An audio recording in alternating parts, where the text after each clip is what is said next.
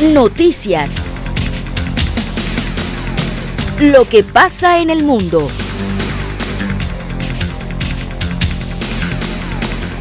Todo en el contexto nacional.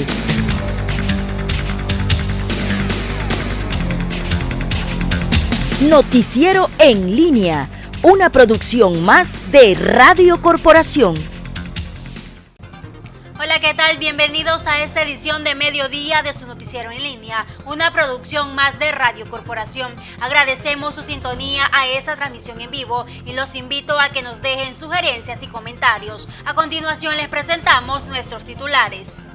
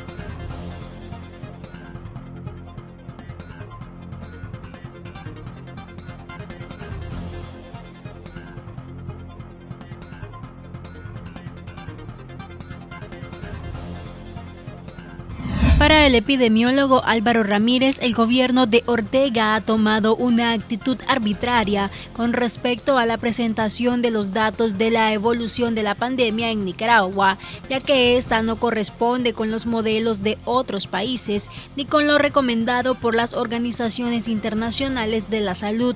La descripción epidemiológica clínica como debería ser a nivel internacional, entonces esto no está avalado ni por la OPS ni por la OMS lo que Nicaragua está haciendo.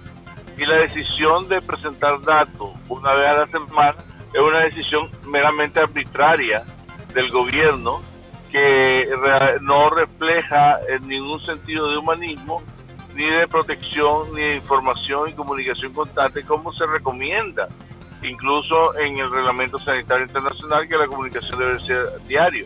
Pero como el Reglamento Sanitario Internacional no contiene sanciones para gobiernos que no cumplan con estos deberes, entonces no se puede hacer nada. Estamos atados de pie y mano porque nunca se esperaba que gobiernos iban a responder de esta manera tan irresponsable en una situación de pandemia, cuando ellos deberían estar preocupados por asegurar la vida de sus ciudadanos. Pero básicamente ellos se han visto forzados por la realidad a incrementar los números, porque si de parte de ellos fuese, nosotros tendríamos todavía que va a ser 50, 100 casos, pues, y tendríamos 7, 8 muertos, pero la realidad de lo que está pasando en Nicaragua lo ha forzado a admitir, incluso a su nivel bastante restringido, la verdadera curva exponencial que está pasando. El nivel de contagio de COVID-19 en el país se ha incrementado, que ha llegado a afectar hasta la propia militancia sandinista, señala Ramírez. Realmente la epidemia no va a parar. Entonces, este manejo de datos es simplemente una arbitrariedad, es una irresponsabilidad neófita de parte de las autoridades del Ministerio de Salud, pero particularmente de parte de la Presidencia de la República, los cuales pretenden que pueden tapar el sol con un dedo, engañar a la gente, y ahí la prueba está esta semana la cantidad de militantes, ministros, diputados, policías de alto rango y la cantidad de gente que ha muerto de sus propias filas después que ellos les prometieron que esto no iba a entrar y que Nicaragua tenía el mejor sistema del mundo para enfrentar la pandemia. Abigail Galo, noticiero en línea. En Nicaragua, el comportamiento de las autoridades de salud ha quedado a deber, ya que demuestra irresponsabilidad en medio de una pandemia como el COVID-19, señala el doctor José Luis Borgen.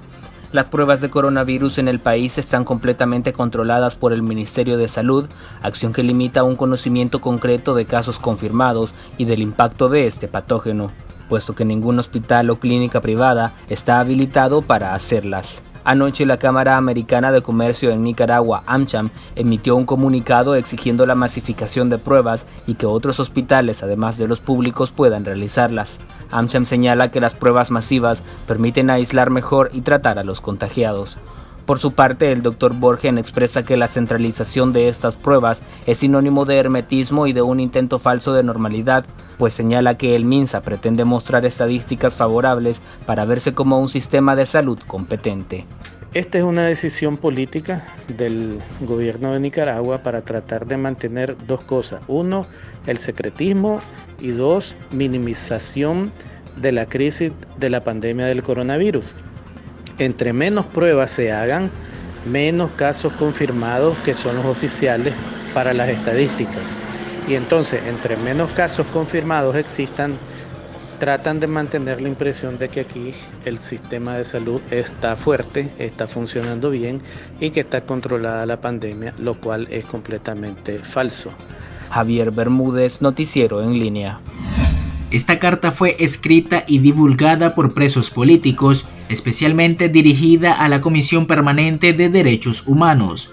En ella muestran preocupación, aduciendo que los custodios del sistema penitenciario nacional pretenden generar conflictos entre los reos comunes y los políticos. Los guardias le dicen a los reos comunes que por culpa de nosotros los reos políticos no fueron liberados en el indulto del pasado 28 de mayo, expresan en la misiva. De hecho, nosotros también estamos realizando una carta tanto al Ministerio de Gobernación, así como también a las autoridades del sistema penitenciario, para poner en conocimiento acerca de estas amenazas y pues tomen las medidas pertinentes. Las amenazas llegan a grado de muerte, se lee en la carta. Ante esta situación, la CPDH demanda que entre presos políticos y presos comunes se mantenga un aislamiento considerable dentro del sistema. El Estado es el garante de proteger los derechos fundamentales de estas personas que están privadas de libertad y que la responsabilidad está completamente en sus manos. Por lo tanto, hacemos un llamado tanto al gobierno como también al sistema penitenciario de que por favor mantenga las medidas pertinentes de un alejamiento oportuno a las personas privadas de libertad por cuestiones políticas, así como los reos comunes, para que respeten la integridad física, psíquica, mental de cada una de ellas. Según organizaciones opositoras y de la sociedad civil, a la fecha se registran más de 90 presos políticos en Nicaragua. Estos se sienten expuestos por las amenazas y por la pandemia del COVID-19. Gerald Mayorga, Noticiero en Línea. El gobierno de Costa Rica ha implementado más observación en la frontera con Nicaragua tras registrarse casos positivos de COVID-19 que han ingresado ilegal o mediante los conductores de transporte de carga. Recientemente también se supo que el país vecino se haría cargo de las responsabilidades médicas de 4 cubanos que ingresaron a Costa Rica procedentes de Nicaragua, según informó a un medio de comunicación Rodrigo Marín, de Vigilancia de la Salud de Costa Rica. Reporta hoy 4 casos de COVID-19 de 4 ciudadanos cubanos procedentes de Managua, donde estuvieron 2 meses. El 26 de mayo pasado entraron por puesto fronterizo de Tablillas en Costa Rica, pidieron refugio y como parte del protocolo pues se les tomó las pruebas COVID-19, las cuales pues dieron positivas. Costa Rica ha denunciado y exigido al gobierno de Nicaragua responsabilidad sobre la pandemia. Sin embargo, Daniel Ortega no se inmuta. El analista político José Dávila expresa que es necesario buscar un diálogo con el gobierno tico antes de que se dé entre ambas naciones algún tipo de conflicto. Se nos puede venir como país, como Nicaragua, un conflicto grande con Costa Rica, un conflicto político, un conflicto diplomático. El problema de fondo es que el gobierno de Nicaragua no ha querido tomar las medidas serias que ha tomado todo el mundo contra la pandemia y eso ha ocasionado pues una extrañeza y ocasionado la realidad que hoy estamos viviendo. Mientras Costa Rica sí tomó sus medidas, tienen 10 fallecidos, aquí el mismo gobierno ha reconocido más de 40, y aunque la realidad es muchísimo más, entonces hay que buscar cómo desactivar este conflicto grande que se pueda venir. Y en mi opinión el gobierno de Nicaragua tiene que asumir su responsabilidad de estar a la altura de este momento, ya evitar más reuniones masivas, ya cerrar las escuelas, y tiene que entrar un diálogo con Costa Rica de alto nivel porque este problema puede llegar grande. Eso que ya hasta con drones van a fortalecer la frontera y con fuerzas policiales. Eso es delicado. Por lo tanto, urge que el gobierno tome las medidas necesarias contra la pandemia y urge que se pongan a conversar por una comisión de alto nivel diplomático para irle buscando una solución a esto. Javier Bermúdez, Noticiero en Línea. Roberto Bushtin y Marco Peña, miembros de la Coordinadora Universitaria, han iniciado el proyecto llamado Sin autonomía no hay democracia, donde buscan regular los abusos de poder y garantizar los derechos de los estudiantes en las universidades. Es una premisa surgida desde la Coordinadora Universitaria para dar a entender que la construcción de un modelo democrático o verdaderamente democrático en una nueva Nicaragua o en la Nicaragua del futuro tendrá como presupuesto indispensable un régimen de autonomía en la universidad pública que hasta el momento ha sido imposible de conquistar en la práctica, en lo real, y solamente lo tenemos en el texto normativo desde 1958. La idea es capacitar, concientizar, formar, compartir entre los diferentes estudiantes universitarios de diferentes carreras, hablando sobre varios temas que además de autonomía universitaria y movimientos estudiantiles, se suman los de comunicación, resolución no violenta de conflictos, autogestión de emociones en el contexto de crisis, y otros temas como desarrollo sostenible, economía y universidad, la política y lo político, democracia y derechos humanos. Uno de los retos que pretende alcanzar este proyecto es implementar dentro de las universidades la verdadera autonomía universitaria, ya que hasta la fecha UNEN mantiene el control de todo lo que se hace en los recintos universitarios. Estamos claros que UNEN ha sido un aparato más represor de lo que ha sido la dictadura de Ortega Murillo. Sabemos también que las universidades no cuentan de su libre autonomía y de su libertad de cátedra ni libertad de pensamiento dentro de la misma, la cual ha sido víctima de este sistema gubernamental, en el cual toda acción que nosotros como movimiento autónomo e independiente queramos realizar o hacer dentro de las universidades va a ser opacado y amenazado de parte directa de UNEN. Estamos claros que en estos tiempos, vuelvo y repito, no son los mejores para estar en esta lucha de esta dicotomía por poderes, se le podría llamar, o por dirigencia estudiantil. También después de todo esto que suceda, un cambio post-Ortega, estamos claros de que sí vamos a poder, nosotros como jóvenes o personas que están dentro de los movimientos estudiantiles, podemos tener el acceso a una libertad de movilización, libertad de cátedra y libertad de pensamiento, para que nosotros podamos respetar la autonomía universitaria y hacer que se respete, para que nosotros podamos implementar nuevas metodologías en la dirigencia estudiantil. O sea, no estoy hablando que sea mi persona quien debe estar ahí, sino personas que vienen, que están en contra de las arbitrariedades que han cometido los entes estudiantiles de UNEN. Peña y Bushtin invitan a los jóvenes a formar parte de estos movimientos y de este proyecto. También hay que hacer un llamado a la población estudiantil en que no tenga miedo en expresarse, que no tenga miedo en decir lo que piensa, porque a través del cambio que queremos hacer como universitarios, es crear jóvenes con pensamiento libre, es crear un espacio donde cada uno como estudiante se sienta representado y se sienta capaz de poder estar ahí. Sin más que agregar, invitamos a todo colectivo pues que forme parte de nuestra plataforma y de nuestros movimientos estudiantiles.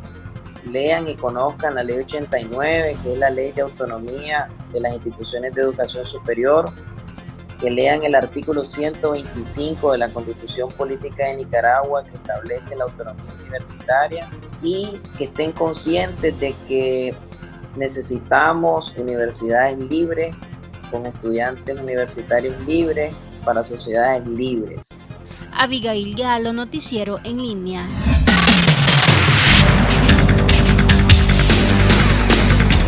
Washington redujo este viernes la prohibición a aerolíneas chinas de volar hacia y desde Estados Unidos a partir del próximo 16 de junio, después de que Pekín autorizara a las compañías aéreas estadounidenses a retomar vuelos entre ambos países. El Departamento de Transporte estadounidense había indicado el pasado miércoles que las aerolíneas chinas ya no podrían volar hacia Estados Unidos a partir de este próximo 16 de junio. Su decisión fue en represalia porque Pekín había rechazado la solicitud de Delta Airlines y United para retomar sus operaciones con China este mes. Tras no haber contestado a las dos aerolíneas, Pekín anunció el pasado jueves que cada compañía estadounidense podrá realizar un vuelo por semana entre los dos países. A comienzos de enero y antes de la pandemia, estas compañías aéreas chinas y estadounidenses realizaban unos 325 vuelos semanales entre ambos países. Los aviones de mercancía no se verán afectados por la suspensión de los vuelos.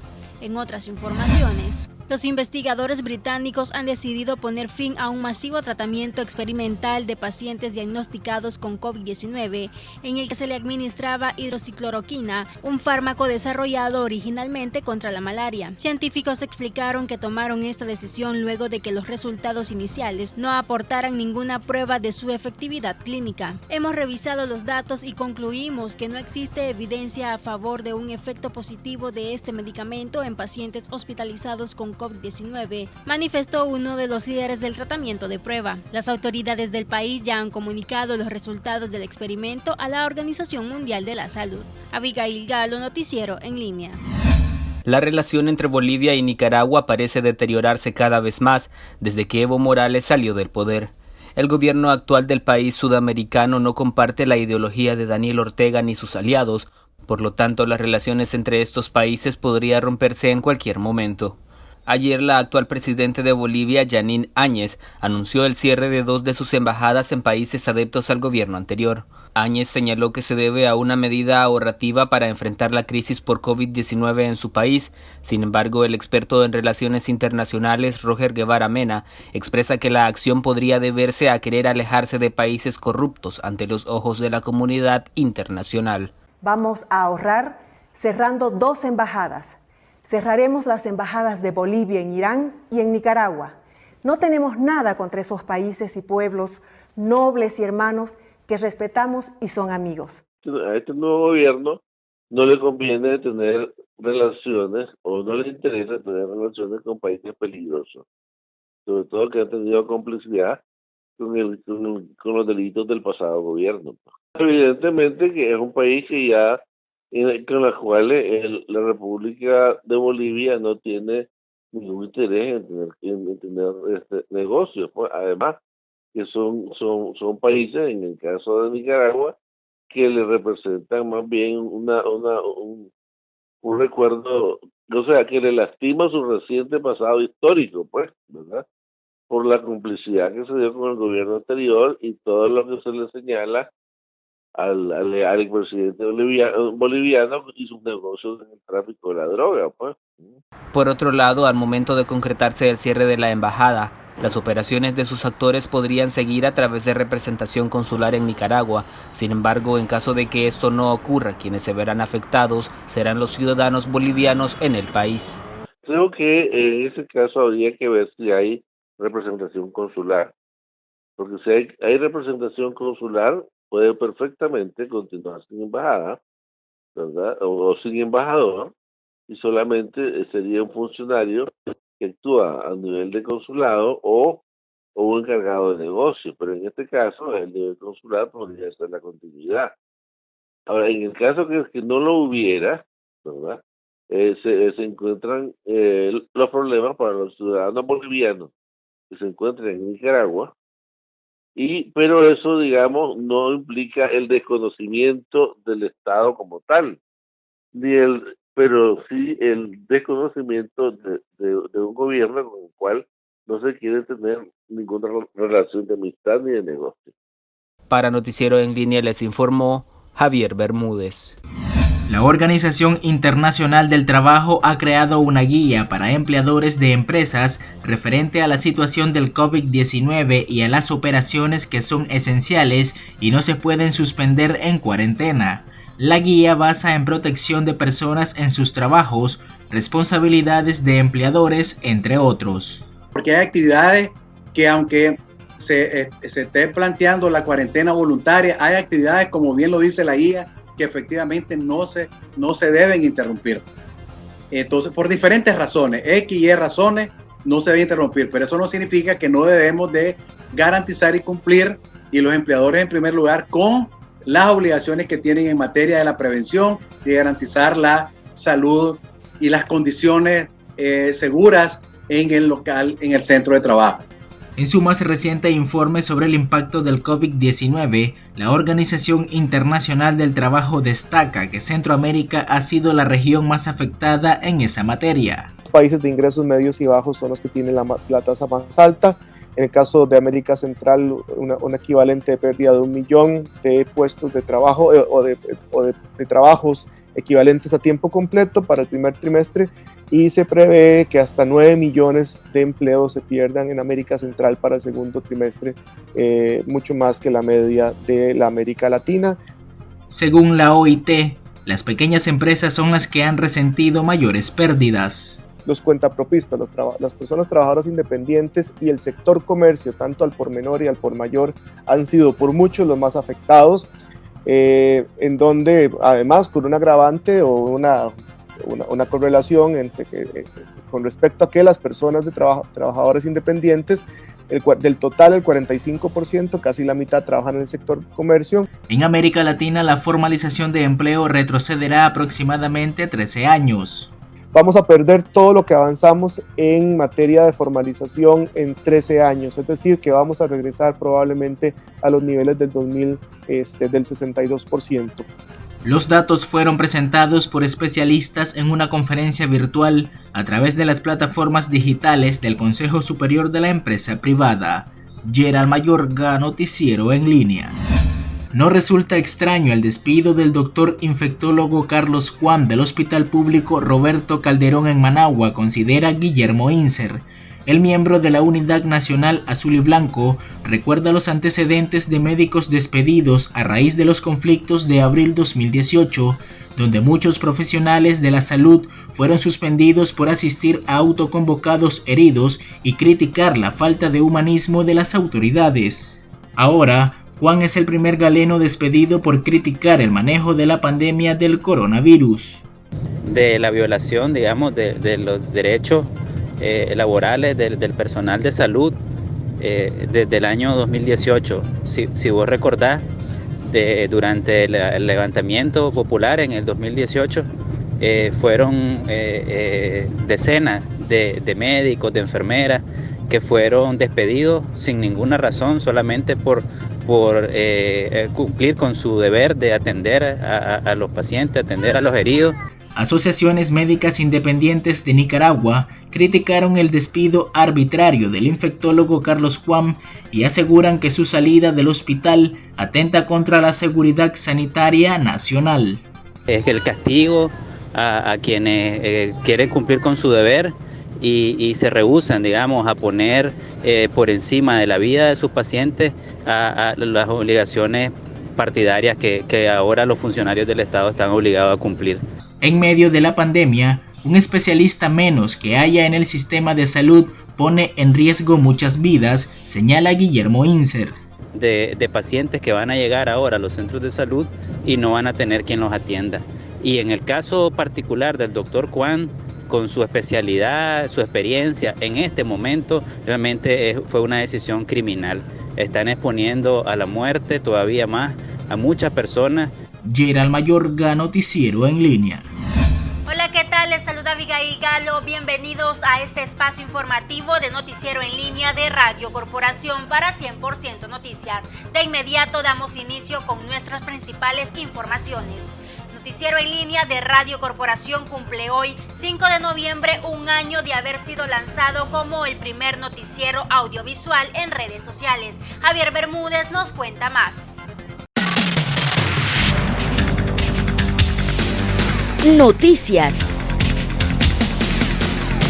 Lo que pasa en el mundo.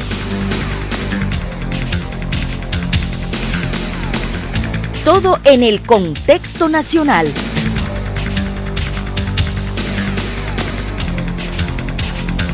Noticiero en línea, una producción más de Radio Corporación.